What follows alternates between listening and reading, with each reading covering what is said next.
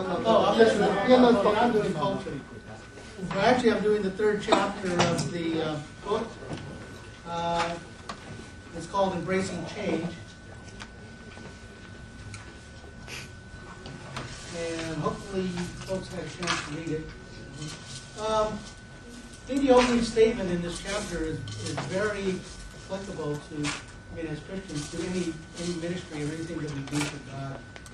And if you have a chance, Anyone have a book? if you, the opening statement says, God will never call us into a ministry without providing the abilities we need to participate in God's purposes in it. And this is very true. God won't leave you out there hanging. However, you have to ask Him. He doesn't automatically provide everything.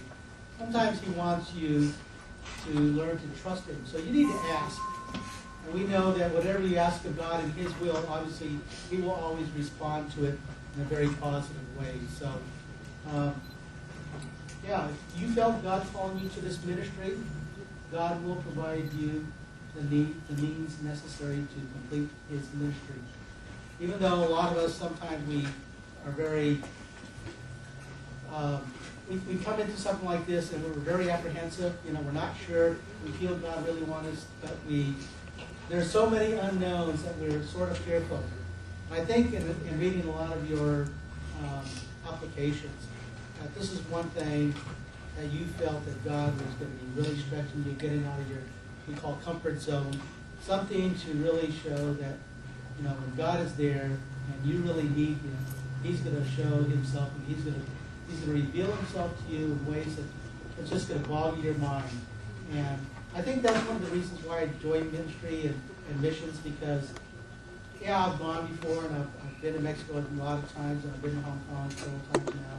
But each time I go, it's always a new experience because I know that God's got something else in store for me, something that last time I learned, hopefully, and then sometime this year that He'll show me something else. But the other thing, too, is also being able to bond with you guys and to get to know you guys a lot better. Okay? So anyway, getting into this, embracing change, one of the things about culture, and that's the thing about this thing, is about culture, and I think He also wanted me to do this because I'm fourth generation Chinese American. Okay? That means I have to go back to a great parent who was actually born either in Hong Kong or in China. So I'm really very Americanized, probably as Americanized you could probably get. So it's, and actually when I first started going to China, to Hong Kong, I really knew very little about the Chinese culture. I still don't know a lot. I'm still learning, trying to be open. I do goof, okay? I will make mistakes. But hopefully I'm learning, and hopefully my mistakes won't hinder my Christian testimony. I think for me, most of all, that's probably very important. So we don't want to do anything. But it says, in facing our sharp edges, some have said adjusting to another culture is as difficult as fitting a square peg into a round hole, which no, can't be done. People either change to fit into the new culture, okay, or they try to change the new culture to be their own. And I think if you've ever listened to news or you've heard from people from other countries, one of the things about Americans is, and not just Chinese Americans, just Americans in general, whenever they go into another culture, they bring their culture into that one, and then they say, well, why did you do things that way? Back at home, we always did it this way, or this way, our way, American way, works better, okay? And so we have this tendency to do this thing. And so when we go to Hong Kong, you have to remember, and this is a natural thing, so you have to sort of keep it in your mind at all times. When you're in Hong Kong, when you're in China, or any other country for that matter, that you are very cognizant that you are not trying to bring your own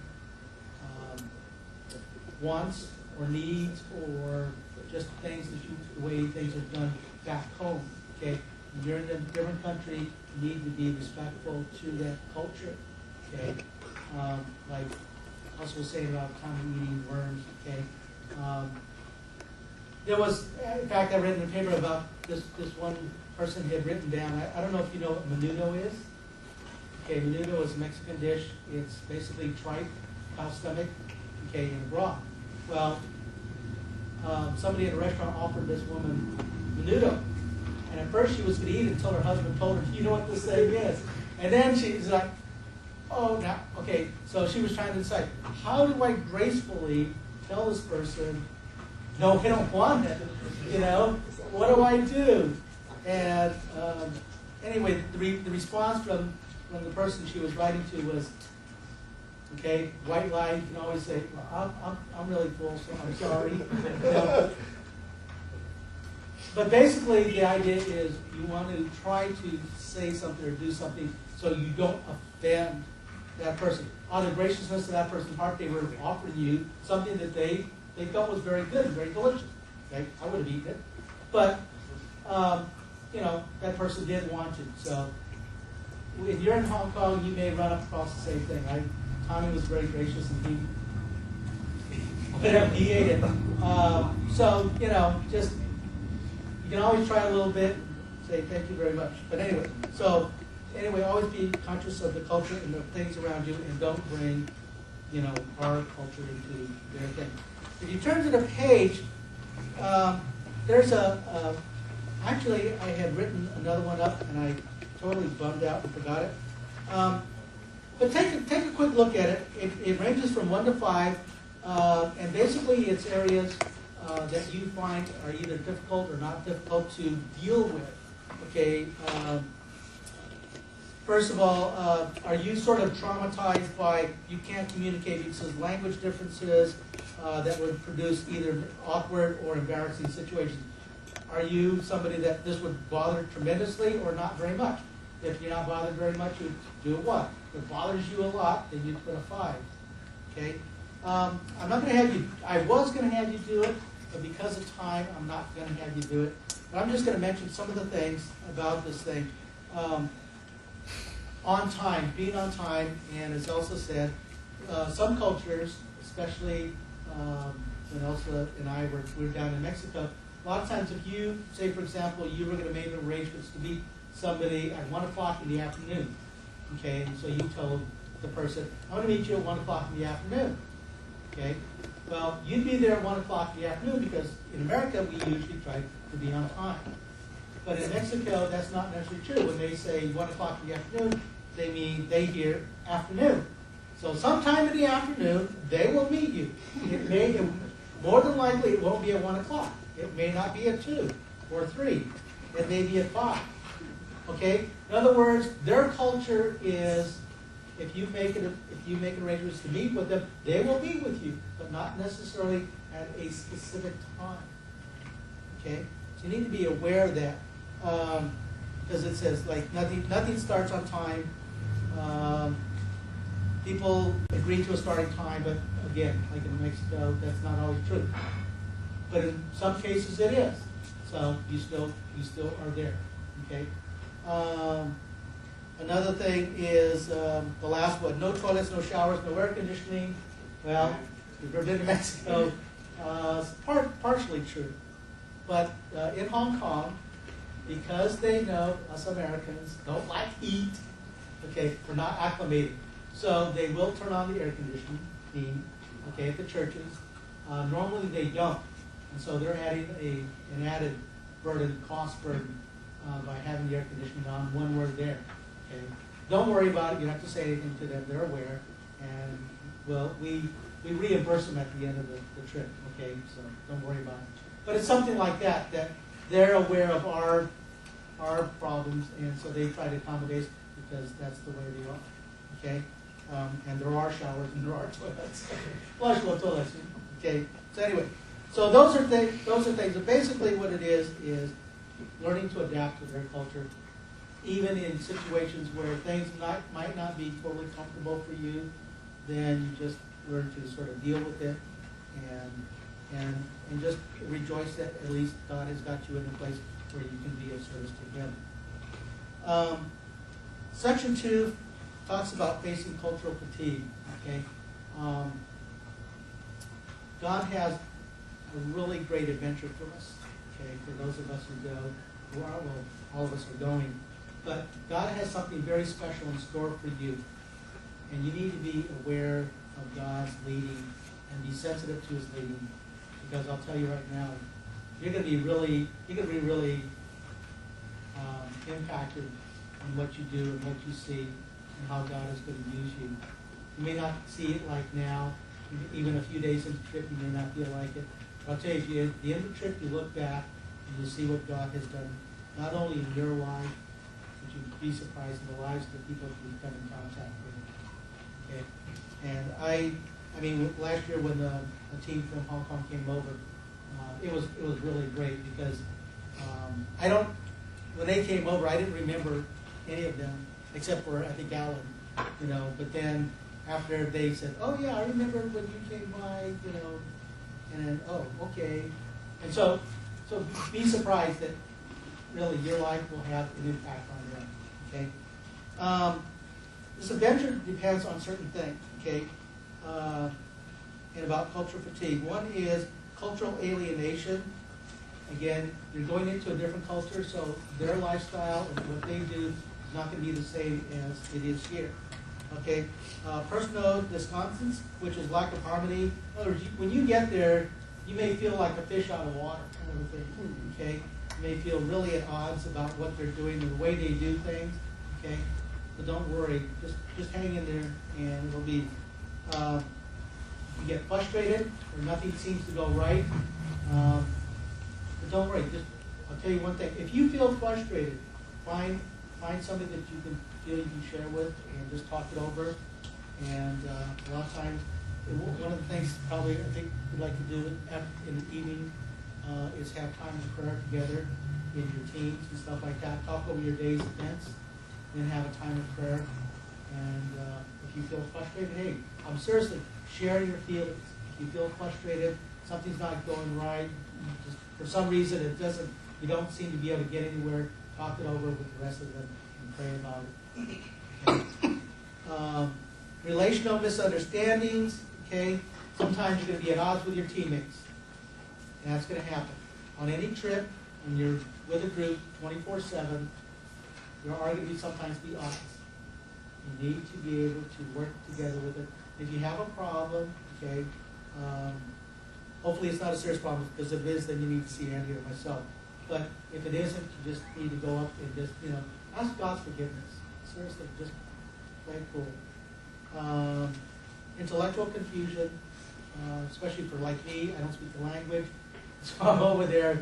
Sometimes I feel really confused, because I think one time I got lost, believe it or not. Normally I don't get lost, but one time I got lost, and I didn't do something that I normally do. But anyway, I did get lost, and so I was able to get my way back home, because that's the other thing too. When you guys go there, you always pick up a card from the seminary, and I'll have the seminary's address. This is always true. Wherever you go in the world, okay, if you ever get lost, one of the first things you do is if you stay in a hotel, always get the hotel card. I don't care what language it's in. Because that way, if you're ever lost and you can find a taxi, just show the card and say, there, you just point to it, they'll know, they'll get you back to where you are, okay, where you're supposed to be. So anyway, that's the key. So, but I don't speak Chinese, I don't read Chinese, and when I was lost, it was like I looked all over, and all I saw was these Chinese words, and I was getting frustrated, and I didn't know what to do. But then, like I said, I had the card, so I was able to get. I found out it wasn't all that far away, but I was able to get back. And sometimes emotions, like I said, it can be hot, and sometimes some people don't do well in heat, and so you can get really frustrated. You're not comfortable, and you get irritable, or you're tired. The thing about it is you're going to realize we're there for 2 weeks, and it's going to be a go almost all the time.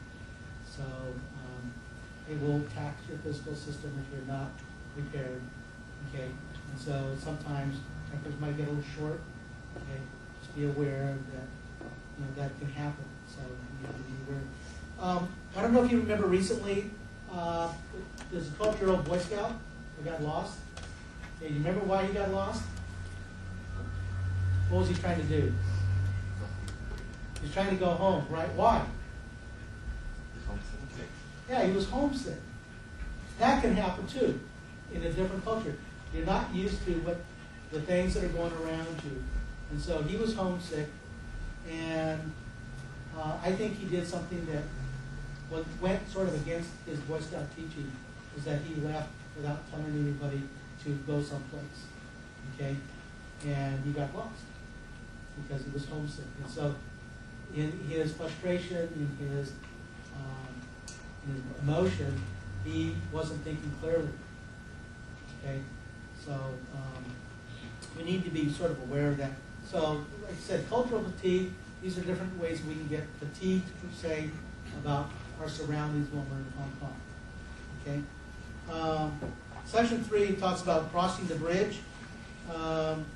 Basically, we need to remember the reason why we're over there.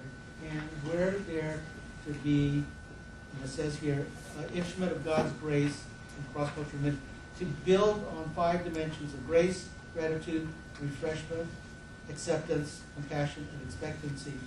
Okay, I'm not going to go over all of these, and I'm going to let you read it. The reason being is it's getting late already, and I think we've got a lot more to do.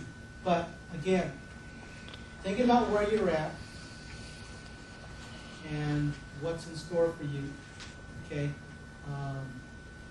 and remember, don't bring your American background there. Try to incorporate their culture into what you're going to do, into what you're going to say. Okay, and also how we dress, which is probably my biggest problem over there. I'm, as you get, I don't know, most of you guys know me, but I'm really laid back. I mean, to me, t-shirts, shorts, and sandals is my wardrobe. I mean, I could wear that 7 days a week, right? But when I'm over there, I can't. Okay, as much as I would like to, I really shouldn't. Okay, so anyway, just to let you know that our being over there involves a lot of different aspects about our lives that we have to sort of put on hold and work and live over there. Okay? Thank you.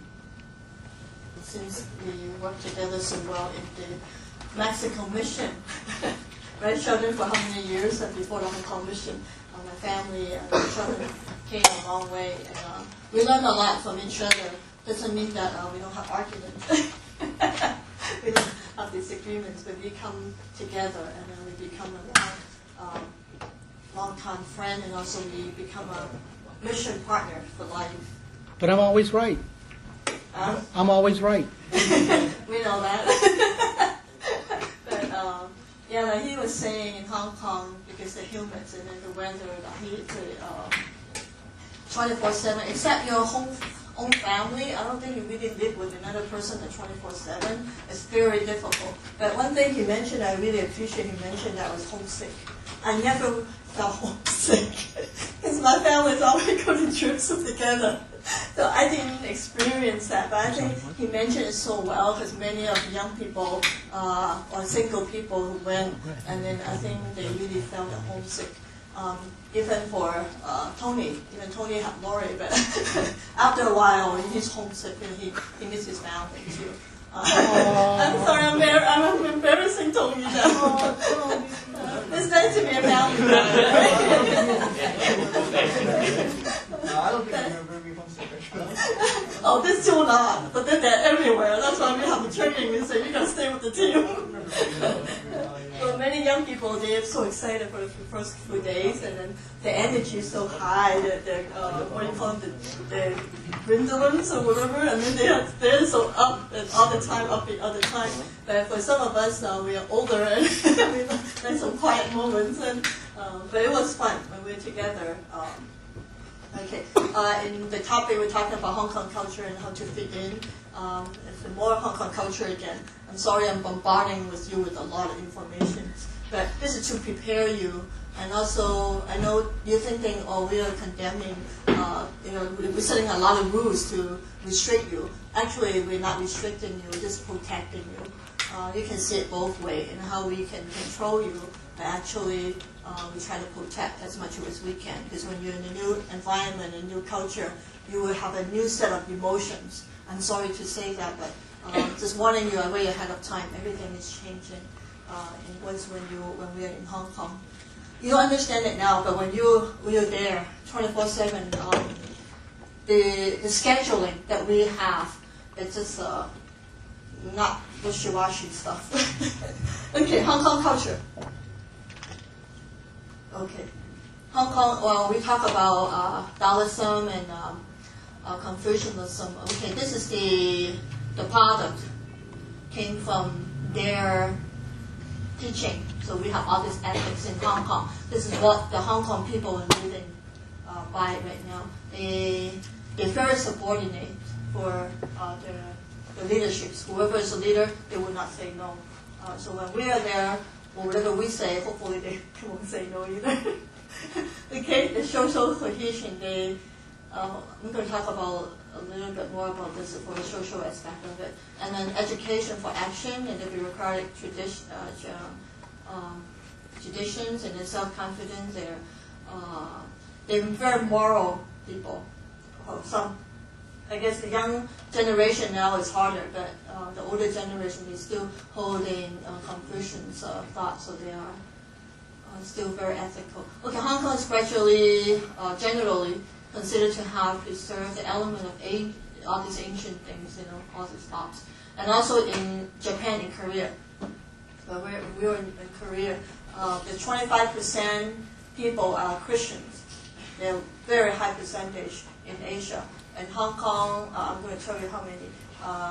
In China, of course, it's much less. But in Korea, they have a lot. We haven't took it in Japan yet, but we will be. We want to learn what Asia is all about. We've been in Thailand. We want to travel in China and also in Asia to see what is the needs out there for missions. But maybe Derek can talk about more in Japan than I can. Yeah. But actually, well, our belief system, Korea and China, and Japan and Asia, they're all similar. You know why? You don't get the answer this time. I can type it up. Huh? Huh? Oh, you didn't hear? What? Why are we so similar? Japan, Korea, Thailand, the Asian country, and Chinese. Why are we so similar? That's right. We originated from China. This is our God. We have the same God. Isn't it exciting? I think it's exciting. So when we actually wherever we go, there's our people together. Okay. I'm getting hyper tired. See, you will see. This is an example what in Hong Kong looks like. We will have a lot of fun. Okay, my husband said hurry up. Go back. Oh, go back.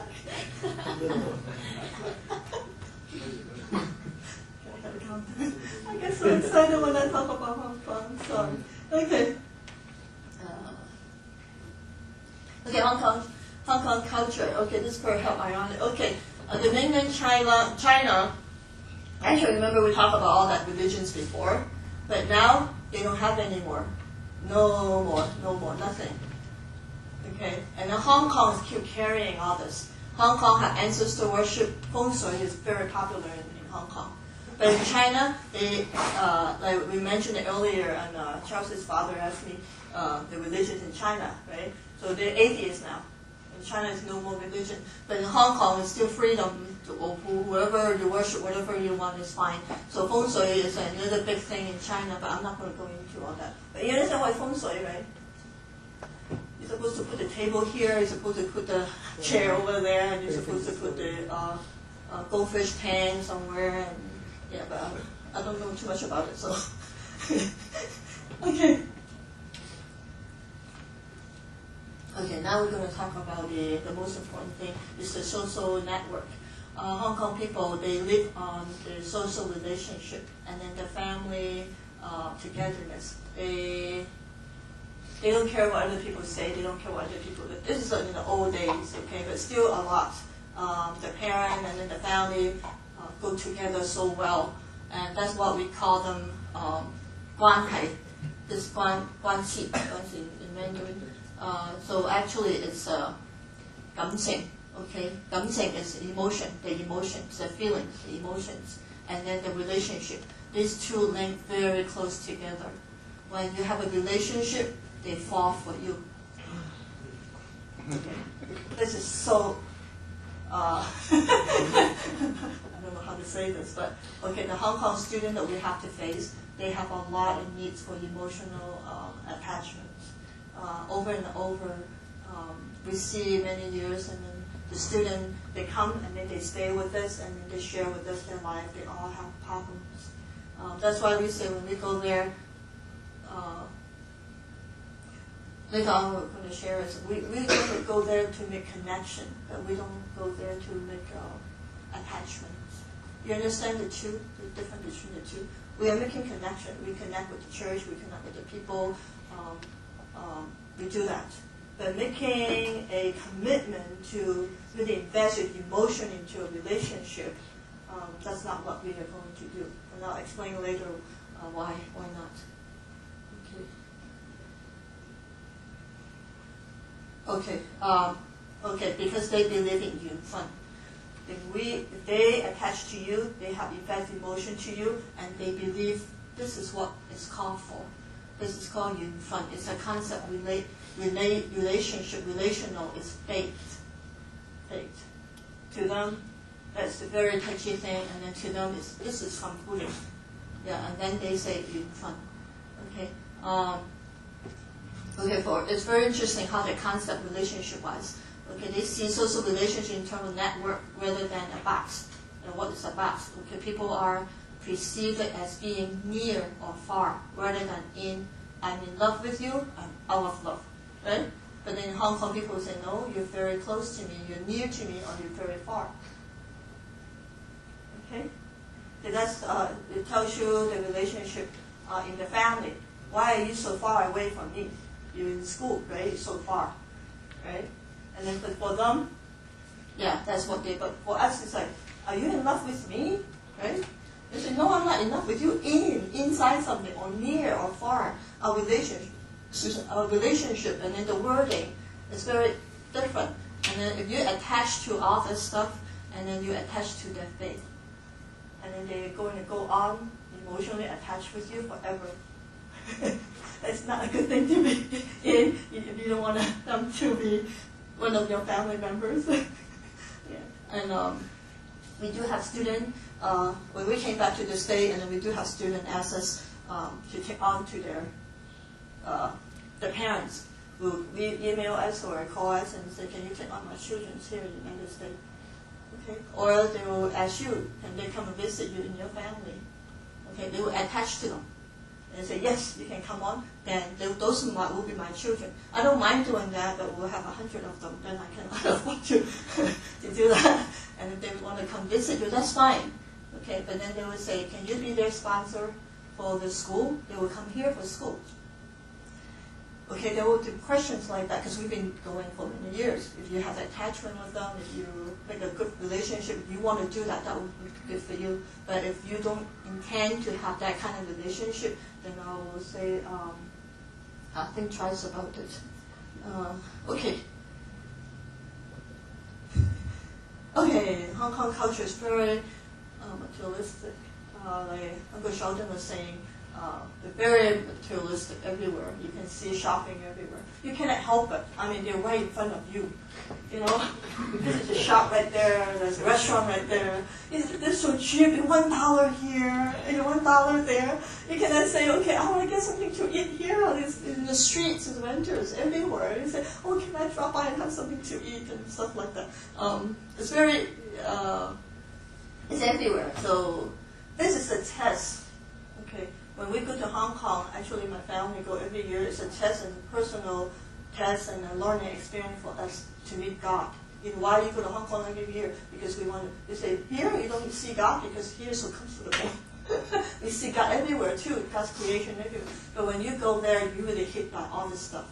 And then you know, oh, am I really a Christian? What am I standing here for? Am I seeing God here? Today, that's why we need to do journals every day. And you will jot down everything you see. You say, I see God in here, I see God in there. It's just for us to really help ourselves.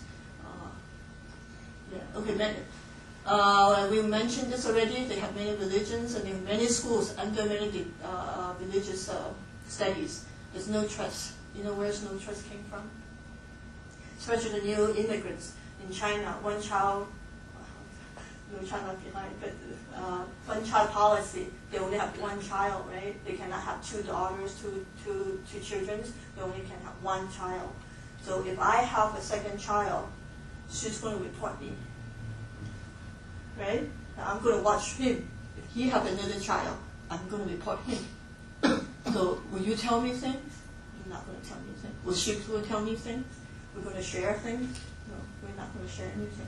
So that's a lot of misunderstanding, mistrust, and there's no trust, especially the new immigrant in China, especially those children that we're going to minister to. There's no trust in their family, from their parents, of each other. And then because the competition is so high in schools, and they say, can you share your notes with me? Will you? Oh, yeah, of course you will, right? But Tommy, will you share your notes with me? They say, yeah, if I share it with you, you'll be better than I do. Then it's no more, there's no sitting in college. You know, why should I share with you? I want to be way ahead of you. So do they share anything? No. So we're sharing here in the United States, so free, everything is free, and then, we share so much. In Hong Kong, do they share? No, they don't share, they don't trust each other. If, okay, I don't know. Danny, can you borrow $100? Can I borrow $100 from you? See, he can just give me the $100. What's in Cha gave me $500 in Hong Kong when I have to get food in the airport, right? You give me $1,000 or $500. Then I give it back to $1,000. Yeah. See, he trusts me. He didn't even ask me. I think it's Uncle Tommy. I forgot. He gave me 500. Then he gave me 1,000. I had to feed like 20, 30 people. No. See, they give me money. You know, they never ask me back. If in Hong Kong, do they lend you money? No. There's a lot of mistrusting in Hong Kong. So this is Hong Kong culture. So comparison, they're very It's supposed to be competition. Competition. Okay. Yeah. So this is Hong Kong culture. They're very competitive. Yeah. When you go, you see they don't walk in the streets. They run. They keep running. Especially MTR. Oh my gosh. Look at MTR when you have to transfer to another MTR stations. You keep running. So run with your team. That's why we say. Otherwise, we'll be left behind. Why do we have you guys come and listen to me talk? Okay. Okay. Because later on we're going to divide into many different groups. We don't know how many churches that we're going to go. So you will stay in your own team. This is like a group building, and then we want to see each other more often. So when we see each other more often, we won't be irritated as much. If in Hong Kong we don't see, we don't understand each other, all of a sudden you're in a new environment, you're really in each other's face. And so, true, right? So stay with your team. If they run, you run, and pay more attention to your team leader. Okay, population in Hong Kong. Okay, this is 6.9 million. This is get it from 04. I think now it's more. I think it's 7 million now. Okay, population growth still growing. Every year they grow 1%. Okay, ethnic groups, Chinese and others, mainly Chinese, and we have a lot of Filipino now, and Afghans, from the African too. They grow the white. They're all coming up now. There are more people than used to be. This is a statistical report. Okay, about 43% participate in some form of religious practice, and Christianity about 9.6%. That's not too bad. Yeah, that's not too bad. I mean, we used to thought that it's like 4 or 5%, but now it's not much more. Okay, language-wise, Cantonese, a dialect of Chinese, and then English. Actually, a lot of people speak English, believe it or not. All the main stores, shopping malls, they speak English. somehow they understand you. I will talk about a little bit more the literacy level. You know, actually 92% literacy level, 95 is male and 88 is female. The literacy level is pretty high there too. Okay, Hong Kong education. Hong Kong, by law, but when I was studying Hong Kong, when I was younger at that time, it's all private school, but now it's not. They are required by law to be full-time education from age 6 to 15. What about us here? What is the legal age that we have to go to school? 5 to 18. 18, right? K Probably say 17, 18. to We'll 12. probably say 16, Yeah. and then he said 18. K to 12. Actually, Just someone will be required by law. yeah. Actually, K to 12. K to 12. The 12th grade is really depends. You have to, okay. So, okay, like immigrants, I have a case in an immigrant. She came, she passed 18, but she has to stay in high school. They have not graduated. They give her another year, so she didn't graduate either. So she stayed up to 20. Yeah, but by law, it's 16 and 17 is the borderline. In adult school, if they finish 16, depends on the district too. In Alameda School District, 17. Yeah, you finish 12th grade or not. If you want to go to adult school, 17, then you can go to adult school. But yeah, but in Hong Kong it's much earlier, 15. So preschool they start at 3. Okay, and the primary school, they age 6 and last for 6 years, totally different from us. We ended in 5th grade. In Hong Kong, it ended at 6 years. Okay, at age 12, then the 3 more years we call junior high. But then for them it's a secondary. For them it's a high school. So 3 more years after the elementary. Okay, so they stay 2 more years after that. And then either that or they can go to vocational school. Many of them, the one that we're going to tutor is this group. Yeah. And the junior too. And then That's this one. 1 and 2 and 2. Yeah, 1, 2, and 3 is right here. This group and this group. But we, depending on each church, is different. Last year we have majority in this group. And the year before we have majority in this group. So we are hitting these 2 groups of young people. If you like to work with this age group, it's okay. If you want to work with this age group, it's okay too. Some of your spiritual gift and your teaching skill and all that, next time we're going to talk about it, and you can choose and then in your group, within your group, and see what you're going to teach. Okay, more than 90% of children complete upper secondary education. Vocation. Actually, many of them they cannot graduate here in the upper level. Many of them they go to vocational school. A lot of them go to vocational. It means 15. How many of you are 15? Or older? 15, 1, 2, 3? Oh, I mean everybody is older than 15. Around 15, I mean they're teenagers. Oh, that means they're not sleeping on me. Thank you. Whoever raise your hand. Okay. Yeah, they think about it. You know, in your age, many of them are working. I mean, the young people. The young people here, they don't have the. Even the one that came to Hong Kong to the United States visit us last year, many of them are working already. They're in high school, but then they're working. Okay, Chinese students. Okay, that's the one that we have to face. Education is the key to elevate themselves to survive in a place.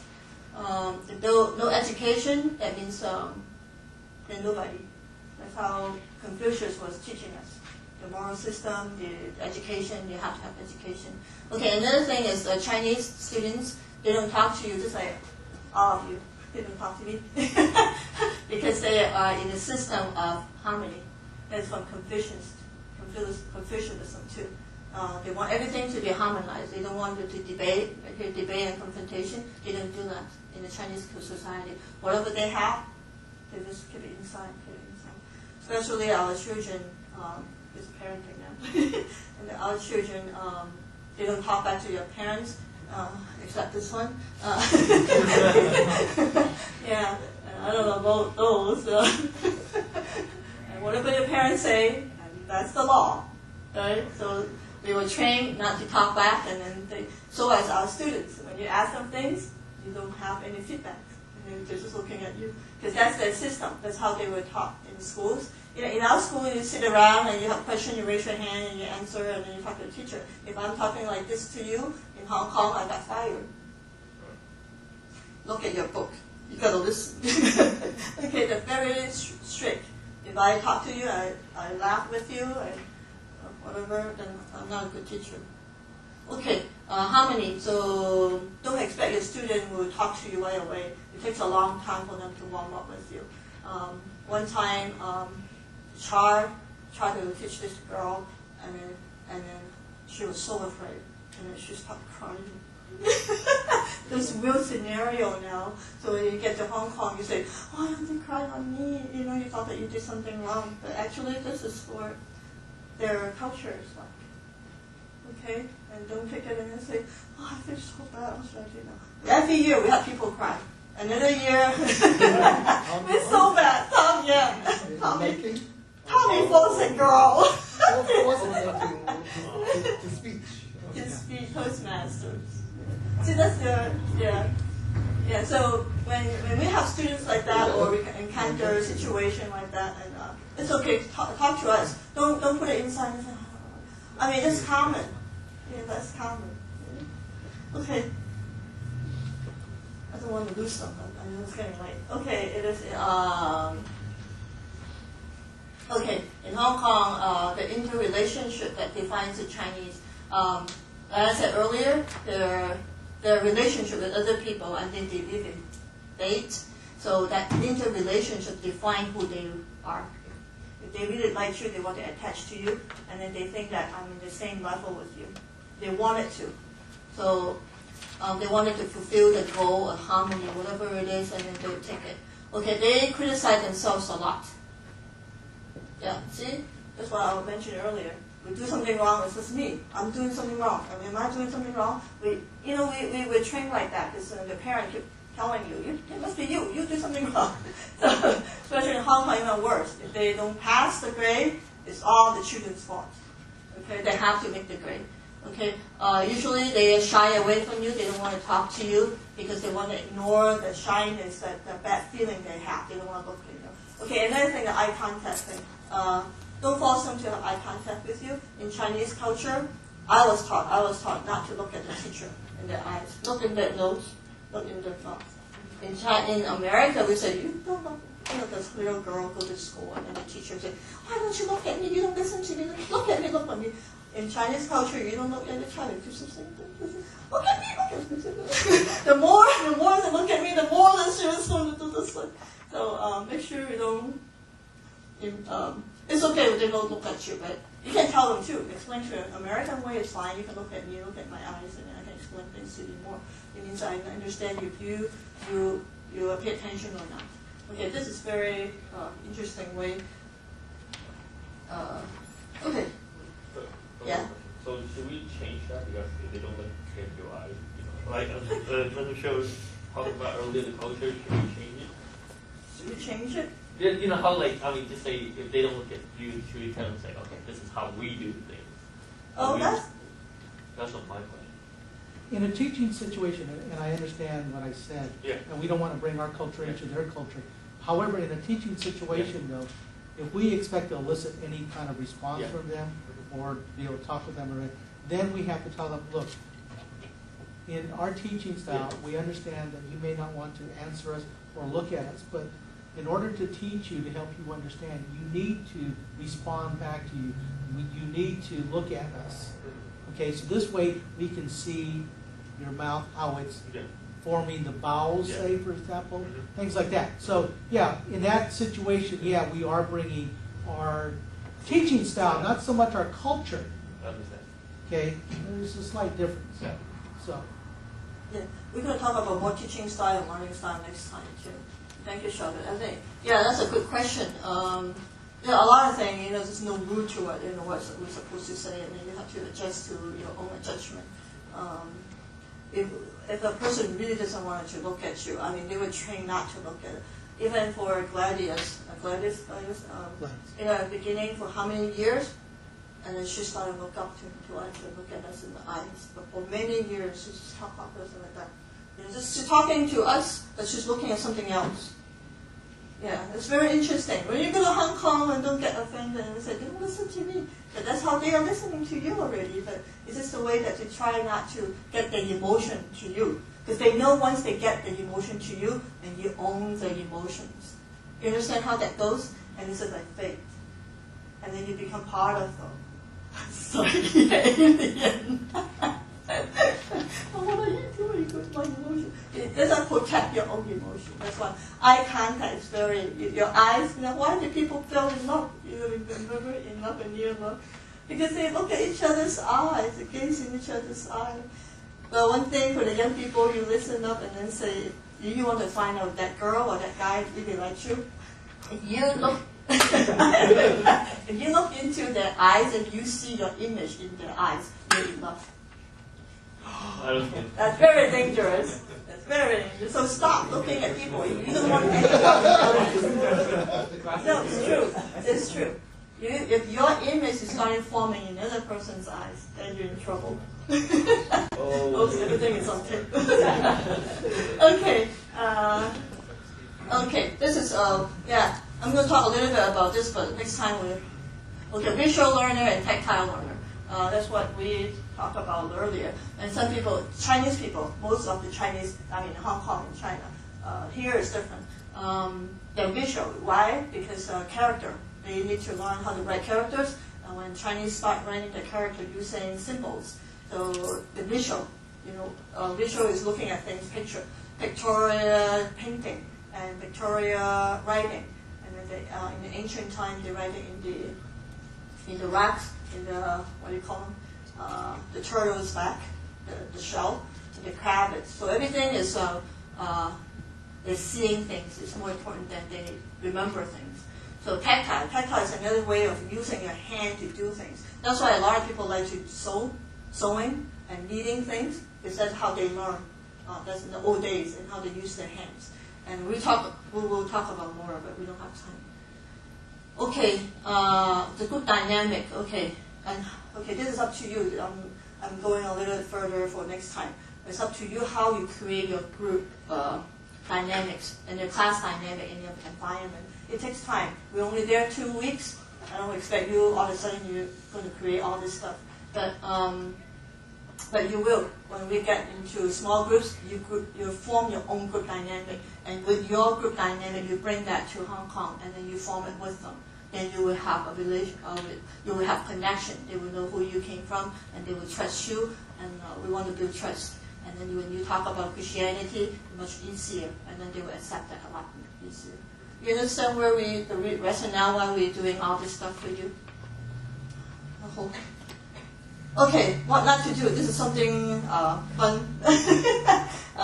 Okay, how are we supposed to? This is an example right there. You see how she puts the fork? It's supposed to be a chopstick. I'm going to bring it up. So this is rice. Right? Pretend that it's a chopstick. Okay. Is this the right way? Is the right way? They're far away. Okay. As long as they're this way, it's okay. You don't have to put it together on the side or on the table. Yeah, it's true. One time we were in a restaurant in America, we see people do it like this. 2 chopsticks, like that. And so I thought, oh, that's interesting. You know what this is for? This is to symbolize? Huh? Huh? Like 1, 2, 3, I don't know who's talking. Truman, what did you say? I don't know, like stabbing someone. Stab someone. Death. Patrick? Death. Huh? Symbolizes death. Yeah, symbolize death. Similar to insect. Yeah, so if I'm eating, I'm sorry, you just read, okay, I'm putting here. If I sit here, I don't want to. Yeah, that means I'm eating with that person right next to me. Yeah, so in a restaurant, if you do that, then people respect you very much. And also where ancestor worship came from. Did I tell you the story about ancestor worship? About the man and the mom? No? Okay. One day, ancient tale stories. Time. No, let's keep this. Oh, he said it's no Let me get out time. of here. Okay, I'll tell you later. Okay, they want to get out of here. No, someone wanted to use this. Huh? Someone. Oh, they need to use this, the center. Okay, I'm going to go into, oh man, evangelism. I haven't even started with the evangelism yet. Okay. Okay, go to the next page, evangelism. Next page.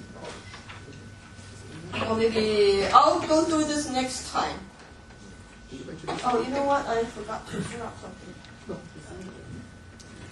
that's another. Oh, man, I forgot this. I was going to do this. Yeah, the personal test. Like 25 copies? Yeah. Yeah. Okay. When are they coming in? 30. Huh? 4:30. 4:30? Okay. They're actually waiting outside for us right now. Yeah, we said we'd be out of there 4:15. Oh, they didn't tell me that they have meeting. Okay. Let me see where do I get back here?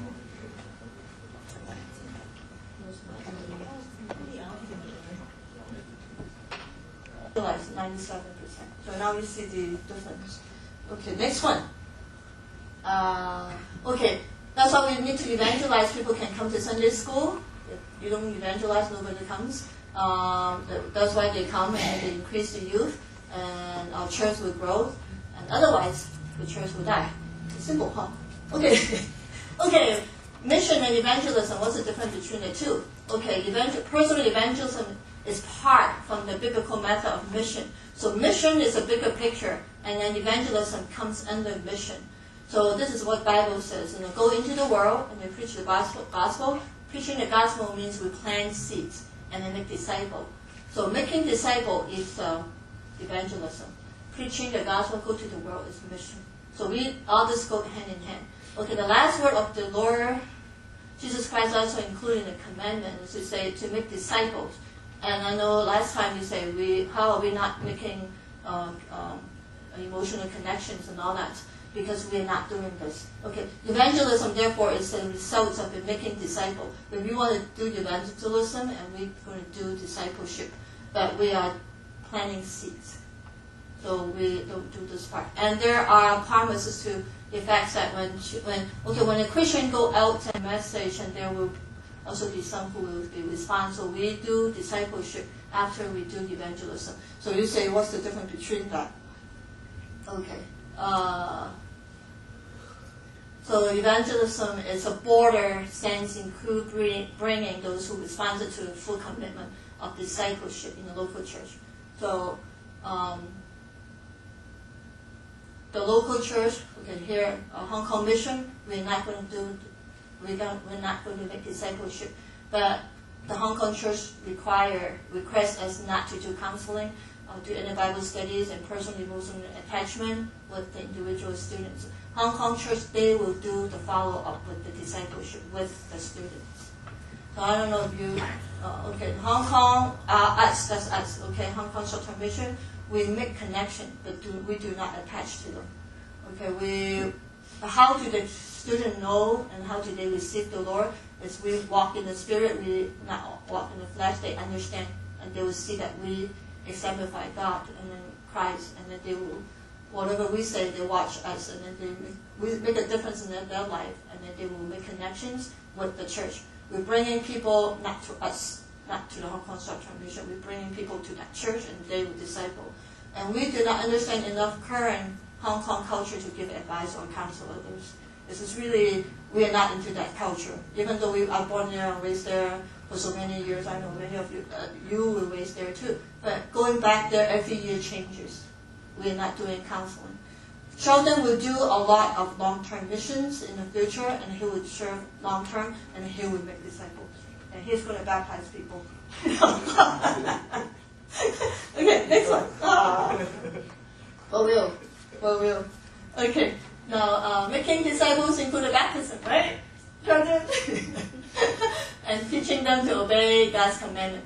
So I'm not taking the word out of context, and you say, you know, the whole Bible says you go to the world, you preach, and you disciple, and then, okay, we're breaking it down so each one, the mission is different, and we just go and we share the gospel. But the churches themselves, they will make disciples, and then they will baptize the people. So the Hong Kong mission do not baptize students, and Salem Church, they will disciple, and then they will baptize people. And they baptize a few of the students gone through the Hong Kong mission, and then they baptized in that church, and Alan been doing a lot of disciple with them. So I just want to make sure and clear that we don't cross the line here. And okay, personal evangelism. What is a personal evangelism? It's the gospel of Jesus Christ person to person. We bring. This is what we do. We do, and we bring God with us, and then to share what God have done in our life. Okay. There's a lot more. Okay. Okay. This is summing everything up. Okay. This is going back to the witnesses that we're supposed to do. Okay. Now this is homework for you. You write your own testimony, whatever they're passing out to you. Once I'm preparing a personal testimony. Okay. How to do it. This is how to do a personal testimony. You know, why personal testimony, the tips for writing it, and the do's and don'ts. Okay, tips for evaluating your own testimony and the wording, how you phrase it. Okay, you do it next time, and then we're going to divide into groups and you share. That's part of the going preparation for you. Okay, you have to write something. You take as much long as you write, but when you share it, 2 minutes. In the bus stop, you're going to share it 2 minutes. Are they going to listen to you, the whole sermon thing? No, you're in the bus stop. And you may take a break time. There's a few students going with you. This is 2 minutes. Okay, you write very simple ones. Okay, but make sure you have, before, right up here, it says, before I received the Lord, I lived and through this way. And what happened, how I received Christ, be specific in this point, and make sure you include Christ's blood cleanse your sin. And many of your applications, you live this out. If you live this out, you're not a Christian. I don't care if you're a Sunday school teacher, wherever you are, you can have a PhD, but you're not a Christian. Okay, but make sure you have this part in there. And then after that, what took place in your life now after you received? Only before, how, and after. Okay. It's not how many ministry that you're serving in church. It doesn't have anything to do with saving grace. Okay, it's from God. Remember, God Himself emptied Himself, and we do the same. We empty ourselves. We have nothing out of nothing. Yeah, it's His teaching and His example. Okay, I know that we ran out of time, and tips for sharing your testimony. It's all here. Okay, if you have any question, we can discuss it later. The don'ts and the do's, and okay, we need to share this next time. Are there any more questions? Thank you for coming, and thank you for so attentive to all of you.